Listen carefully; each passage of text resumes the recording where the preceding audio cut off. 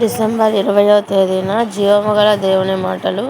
మత్తయి సువార్త 26వ అధ్యాయము 67వ వచనం నుంచి 75వ వచనం వరకు.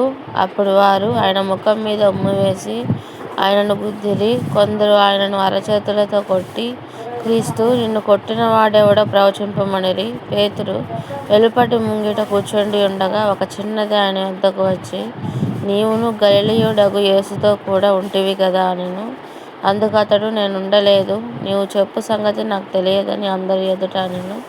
అతడు నడవలోనికి వెళ్ళిన తరువాత మరి ఒక చిన్నది అతనిని చూచి, వీడును నజరేయుడగు యేసుతో కూడా ఉండెనని అక్కడి వారితో చెప్పగా, అతడు ఒట్టు పెట్టుకొని, నేనుండలేదు, ఆ మనుష్యుని నేనెరుగనని మరలా చెప్పెను. కొంతసేపైన తరువాత అక్కడ నిలిచియున్నవారు పేతురు నొద్దకు వచ్చి, నిజమే, నీవును వారిలో ఒకడివే, నీ పలుకు నిన్ను గూర్చి సాక్ష్యమిచ్చుచున్నదని అతనితో చెప్పిరి. అందుకు అతడు ఆ మనుష్యుని నేనెరుగనని చెప్పి శపించుకొనుటకును ఒట్టు పెట్టుకొనుటకును మొదలుపెట్టెను. వెంటనే కోడి కూసెను.